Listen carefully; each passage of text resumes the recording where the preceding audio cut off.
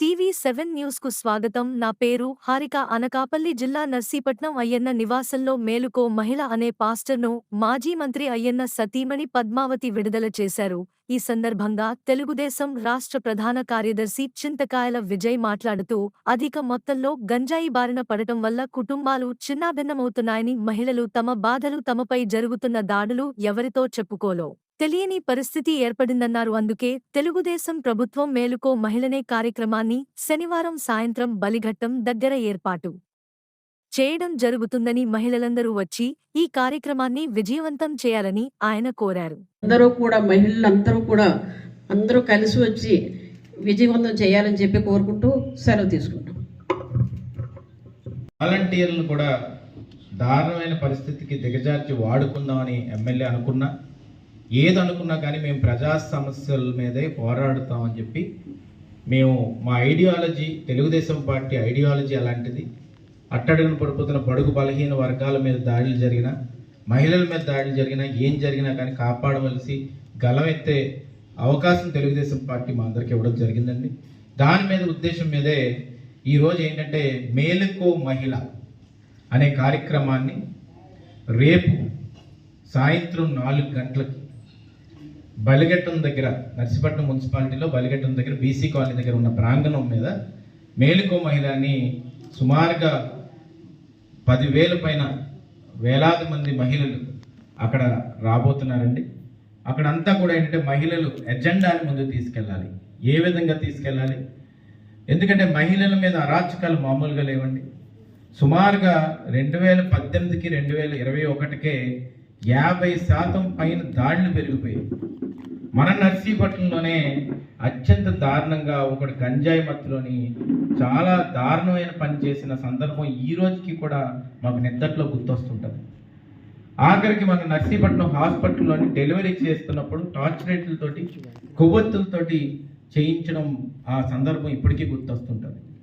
కొంతమందిని బయటికి చెప్పుకోలేకపోతున్నారు, కానీ కొంతమందిని అయితే లైంగిక దాడులు చేసి, కొంతమందిని హింసించి, ఇన్ని నేరాలు పెరుగుతున్నా కానీ దాని మీద మాత్రం ఈ ఎమ్మెల్యే గణేష్ ఒక్క ప్రెస్ మీట్ మాత్రం పెట్టడండి. ఆ డెలివరీ కొవ్వొత్తుల లైట్లో జరిగినప్పుడు ఒక ప్రెస్ మీట్ పెట్టడు. తర్వాత ఆ కుటుంబానికి అన్యాయం జరిగినప్పుడు ఏదో వెళ్ళి ఒక డబ్బు ఇచ్చేస్తాడు తప్ప ఆ డబ్బుతో ప్రాణాన్ని కాపాడడం ఏమాత్రం అవుతుందా అనేది ఒకసారి ఆలోచించాలి. దాంతోపాటు కూడా హాస్పిటల్లో ఒక గిరిజన మహిళకి అన్యాయం జరిగిందండి. ఒకసారి ఆ బిడ్డకి ప్రాబ్లం అయింది. అయితే ఆ బిడ్డను రక్షించడానికని లేకపోతే ఆ గిరిజన మహిళల గురించి కానీ ఆ రోజు ఎమ్మెల్యే వచ్చి ఒక్క మాట మాట్లాడలేదు. ఎవరినో తీసుకొచ్చి ధర్నాలు చేయించాడు. అందుకే నర్సీపట్నం నేరాలు నర్సీపట్నం కింద తయారైపోయింది. గాంజాయి విచ్చలవిడిగా దొరుకుతుంది. గాంజాయి చేసేవాడు ఎవరు అని అడిగితే ఎమ్మెల్యే ఇంటి ముందే ఒక ఫ్లెక్సీ చూశాను ఒకరోజు. ఆ ఫ్లెక్సీలో ఒక బొమ్మ ఉంది. ఆ బొమ్మ మీద ఉన్న ఎమ్మెల్యే పక్కన ఉన్న కార్యకర్తే పాకలపాడు నుంచి ట్రక్ మొత్తం ఒక టిప్పర్ లారీ మీద, పుష్ప సినిమాలో లోపల ఎలాగైతే దాస్తారో ఆ విధంగా ఆ టిప్పర్ లారీ ఇలాగా మొత్తం ఎత్తినట్టునే కిందన మొత్తం ప్యాకెట్లు పెట్టి వరంగల్లో దొరికింది. పరువుని, నర్సీపట్నం పరువుని హైదరాబాద్, తెలంగాణలో కూడా తీసేశారు.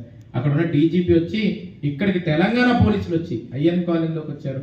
లేకపోతే ఆ వ్యక్తి పాకలపాడు వ్యక్తిని అరెస్ట్ చేయడం కూడా జరిగింది. అయితే గాంజాయి వ్యాపారం పెట్టి దొరికాడు. ఈరోజు ఇంత గాంజాయి పెరుగుతుంటే, అంత మత్తులో మునిగిపోతుంటే మహిళలందరూ బాధపడుతున్నారు. వాళ్ళ మీద ఉన్న దాడులు ఆ మత్తుల మీద చేస్తుంటే ఇంకా భయోందలకు గురవుతున్నాడు. అమ్మలు అయితే ఎవరికి చెప్పుకోవాలి అర్థం కావట్లేదు. కాబట్టి ఈరోజు మేలుకో మహిళ అని చెప్పి వాళ్ళు మేలుకోవాలి, మహిళలందరూ మేలుకోవాలి, ఈ సమాజాన్ని మేలుకొల్పాలి. దానికి ఉద్దేశంగా మనకి తెలంగాణ నుంచి నేషనల్ స్పోక్స్ పర్సన్, మన టీడీపీ నేషనల్ స్పోక్స్ పర్సన్ అయిన జోష్నా గారు, డాక్టర్ జోష్నా గారు రాబోతున్నారండి. అలాగే ప్రొఫెషనల్ వింగ్ ప్రెసిడెంట్ ఏవైతే తేజస్విని గారిని, ఆమె కూడా రాబోతున్నారు. అలాగే సీఎం రమేష్ గారు కూడా వస్తారు, వాళ్ళ ఫ్యామిలీ కూడా రావడం జరుగుతుంది.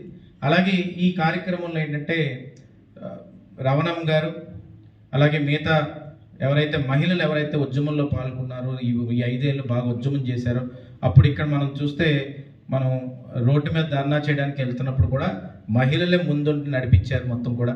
దాని మీద కాజువాక నుంచి కూడా ఒక ఆమె వచ్చి దాని మీద కేసులు పడ్డాయి ఆమె మీద. సో ఇవన్నీ కూడా వాళ్ళు మహిళలు లీడ్ చేస్తారు రేపు ప్రోగ్రామ్. ఆఖరికి వాలంటీరింగ్ కూడా మహిళలే చేస్తారు. మొత్తం అందరు జనాల దగ్గరికి వెళ్ళడం మహిళలే చూసుకుంటారు, మెటీరియల్ ఇవ్వడం కూడా మహిళలే చూసుకుంటారు, మెసేజ్ కూడా మహిళలే ఇస్తారు. కాబట్టి మొదటిసారి నాకు తెలిసి చరిత్రలో ఎప్పుడూ లేని విధంగా నర్సీపట్నంలో ఓన్లీ మహిళా ప్రోగ్రాం జరగబోతుంది.